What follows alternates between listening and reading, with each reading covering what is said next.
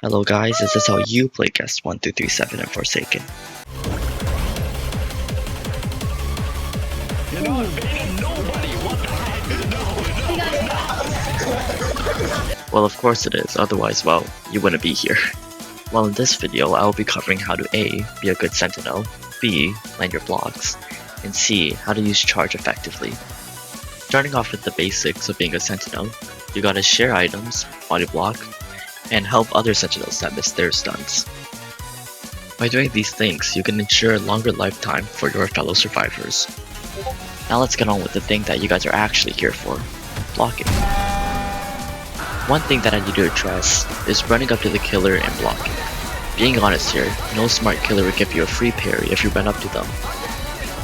With this in mind, first you need to understand that there are two types of blocks, prediction and reaction. Prediction blocks are when you predict the killer's thinking, and blocking when you think they're gonna M1. React or drag blocking is where you react to the killer's M1 and block.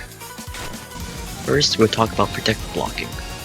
There are many common places to predict block consistently. When you're getting a pizza, getting ambushed, when afflicted with debuffs.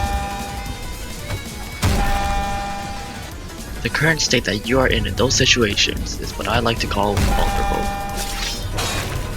When you are in that state, the killer is more likely to M1 you without baiting or with a second thought. You can also do this in chase when the killer is repeatedly M1ing you. Count the cooldown and block when it's off cooldown. My favorite tech that I always use is what I call the fake escape. This is where you pretend to ditch the survivor getting chased, but then run back and block. This works because you, the guest, isn't there anymore. The killer will M1 out of the fake sense of security.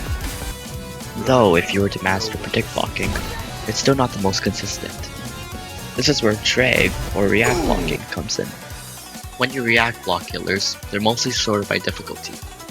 1x and John Doe being the easiest with a 0.4 second wind up, Noli being easy with a 0.35 second wind up, Nosferatu and Sixer being harder with a 0.3 second wind up, Jason being hard with a 0.2 second wind up, while Cool Kid being the most difficult with a 0.1 second wind up.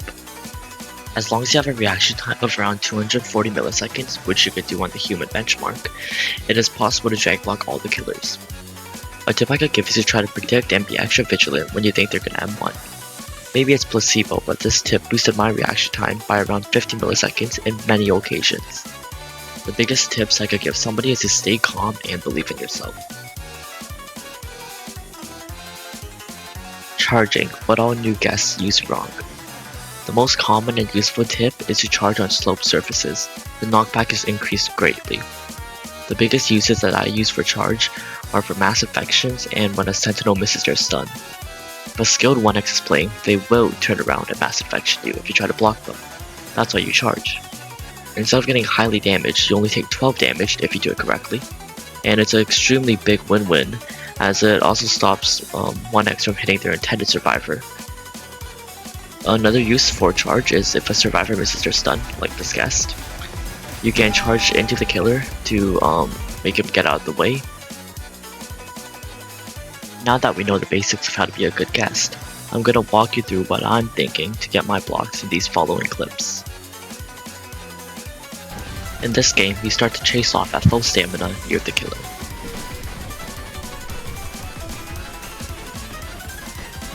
I get M1'd a bit, but that tells me that this killer is somewhat aggressive.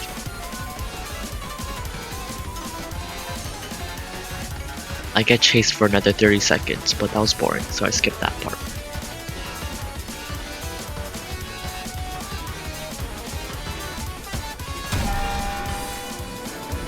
I knew I could parry this killer because of two things. He's aggressive and desperate due to the long chase time. In this match, my friend is a killer, which means I know him well.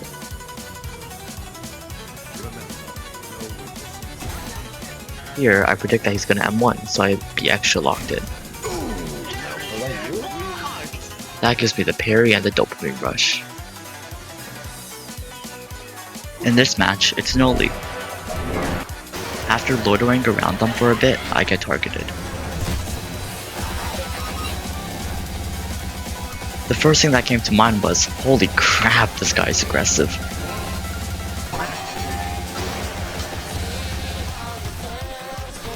To back that up, I get an easy parry.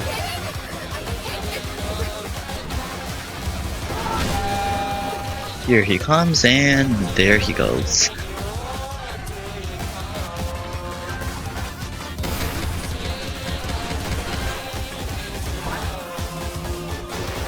And obviously, another parry.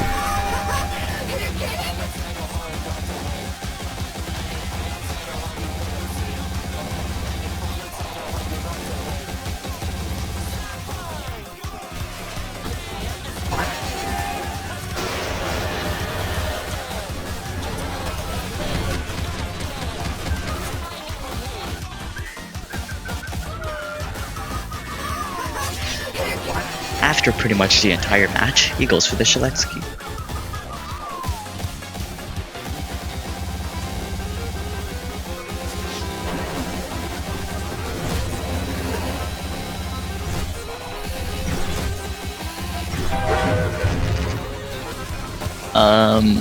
We don't talk about that. Thankfully, I stalled enough time at the start of the match, so the time ran out and we won. Even though this only wasn't the best, it shows how different killers require different playstyles. Patient and baiting killers require you to hold your block, while aggressive ones let you use your block whenever. Thanks for watching, and I hope this guide helps you become a feared guest among your lobbies. Good luck rage baiting!